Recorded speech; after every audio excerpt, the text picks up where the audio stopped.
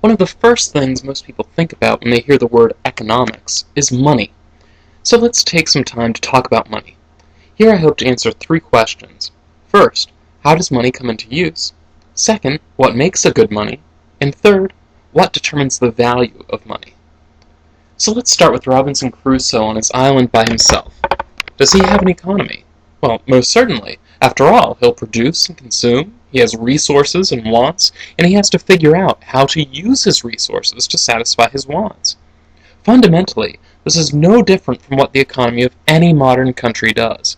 The people have wants and resources, and the economic system works to move resources toward the highest valued wants.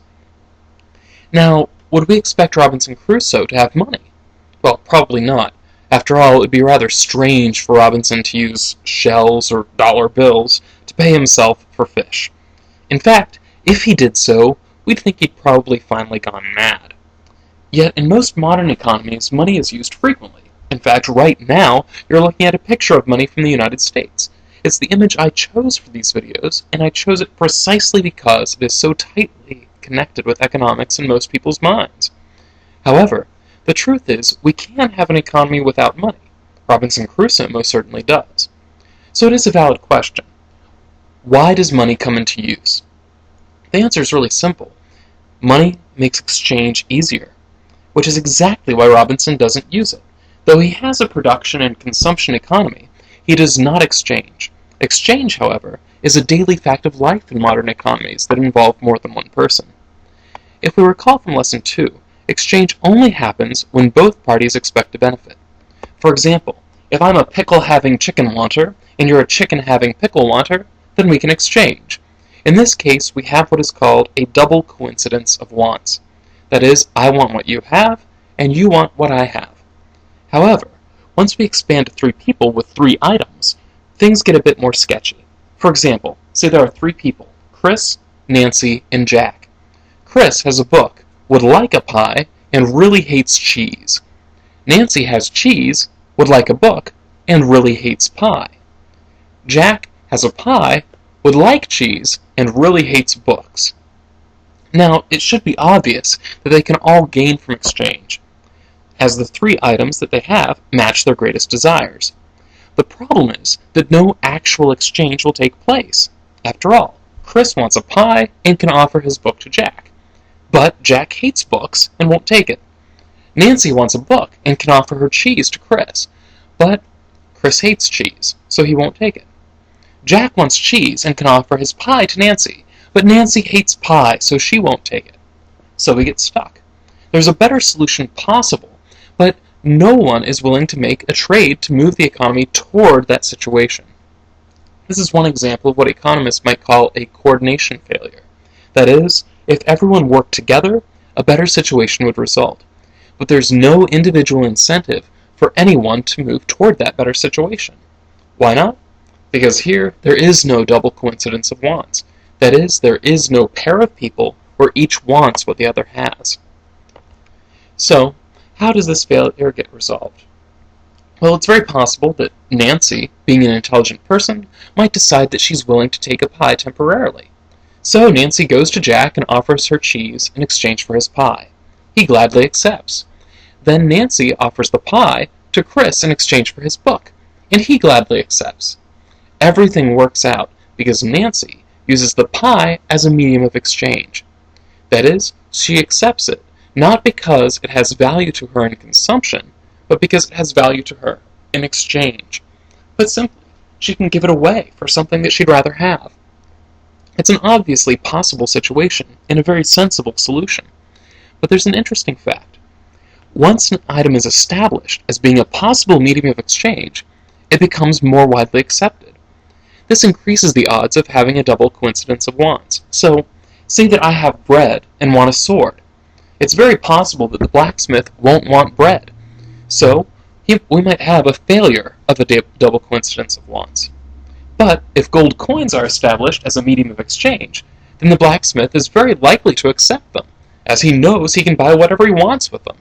So I can sell my bread to anyone for coins, and then give the coins in exchange for a sword. So an exchange that would have been impossible with barter is possible once a medium of exchange is used. Money is that medium of exchange. Now, one observation. Understanding money as a medium of exchange and understanding how a medium of exchange comes into use, it's obvious that the medium of exchange must have some inherent usefulness if it's going to be accepted in the first place. Suppose that I decided I was going to print my own money and just went out and offered it in exchange for goods. Well, no one would accept it because it isn't useful to anyone. So it's obvious that fiat paper money can't arise on its own. Rather, it arises through a process. Now, generally, money will start out as a commodity, whether that commodity might be gold, silver, cigarettes, or pretty shells. Then banks arise, offering to store this commodity for a fee, and giving out paper claims to that money, and these paper claims are redeemable on demand. So, I get handed a piece of paper that's good for 1 ounce of gold, I go and I can redeem it for gold at the bank. Now, once the bank's reputation for redemption is established, the paper money trades exactly like the real commodity money, and for reasons I'll talk about soon, it's actually superior and often preferred. After the paper money establishes a very wide use, it's possible to issue paper money that has no backing by a commodity. At that point, fiat paper may come into use. So what makes for a good money? Well, there are a number of traits. First, money should be durable. It's not much use if the money rots before you can use it. Second, money should be divisible. Goats, for example, do not make very good money, because 2 half-goats are fundamentally different from a whole goat. Third, money units should be fungible. That is, 2 equal units of money should be equally useful. Fourth, money should be of high value compared to its bulk and compared to its weight. For example, dirt would make terrible money, because it has very, very low value compared to its bulk. Lead is also very bad money, as it is very, very heavy for its value. With these traits, gold and silver tend to naturally come into use as money, as they're durable, divisible, fungible, and valuable. Also, paper money serves the function well once it establishes a value connected with gold or silver. In fact, it often serves the function better, as it is lighter and less bulky than the precious metals are. Finally, what determines the value of money? Well, simply put, the same thing as determines the value of everything else: supply and demand. If there's a huge supply of money, then we'd expect its value to be relatively low, at least compared to a state where there's very little money. If there's a huge demand for money, then money's value should be relatively high. Now, the complication here is that money's value is not easy to calculate. While it is sensible to talk about the price of other goods in terms of money, since virtually everything exchanges for money, it is not sensible to talk about the value of money as a single number. After all, a single dollar can be worth a cheeseburger, or a small order of fries, or a few packs of gum. So when we say that the value of money increases or decreases, we mean simply that money can buy more or less in general. But its value does not change by the same amount, or even necessarily in the same direction for every good. Right now, for example, US dollars are gaining value compared to houses, but losing value compared to gasoline. Any index that averages these various prices must by nature be somewhat arbitrary. So we can't trust that any measure of price inflation will tell us precisely what's happening to the value of money. At best, it does give us a rough idea. Money, then, arises to facilitate exchange. Now, gold and silver, or paper claims to them, seem to be natural candidates for ideal monies, and fiat paper is common mostly because it has a historical connection with gold or silver.